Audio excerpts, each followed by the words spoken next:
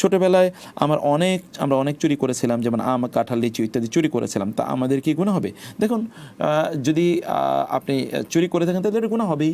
আর যদি ধরুন আপনি একেবারে ছোট ছিলেন, যখন আপনার আমলনামা লেখা হয়নি, এরকম একেবারে পিচ্ছি ধরেন 4, 5, 6 বছর, যখন আপনার জ্ঞান বুদ্ধি হয়নি, তাইলে আপনি গুনাহ করলে এটা আপনার পিতামাতার দায়। কারণ আপনার পিতামাতা আপনাকে সেই শিক্ষা প্রদান করেনি, এই দীক্ষা প্রদান করেনি।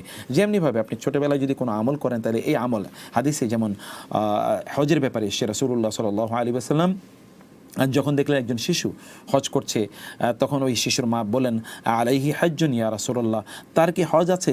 রাসূলুল্লাহ সাল্লাল্লাহু আলাইহি ওয়াসাল্লাম বলেন, না, তার হজ ফরজ না, কিন্তু সে যদি হজ করে তাহলে ওয়ালাকা আজরুন, তাহলে তুমি তার প্রতিদান বা পুরস্কার তুমি পেয়ে যাবে। এই জন্যে আপনার সন্তান যদি কোনো ভালো কাজ করে, তাহলে আপনি তার সওয়াব পাবেন, আর যদি খারাপ কাজ করে তাহলে আপনার দায়। কারণ আপনি তাকে মূল্যবোধ শেখান। এই ছোটো বাচ্চাটি এই চুরি করার মানসিকতা কোত্থেকে আসলো? ফলে আপনার বাবা মায়ের এটি দায় আছে। এখন আপনি এখান থেকে বাঁচার উপায় কি? আপনি এটা থেকে বাঁচার উপায় হলো আপনি বেশি বেশি আল্লাহর কাছে ইস্তেগফার করুন, তওবা করুন, আল্লাহর কাছে ক্ষমা চান, এবং যাদের চুরি করেছেন ইত্তকার যদি আপনি আইডেন্টিফাই করতে পারেন, তাহলে তাদের এগুলো ফেরত দেওয়ার চেষ্টা করুন। যদি আইডেন্টিফাই না করতে পারেন, তাহলে এগুলোকে সাদাকা করে দিন, দান করে দিন। এর মাধ্যমে আপনি মুক্তি পাবেন ইনশাআল্লাহ।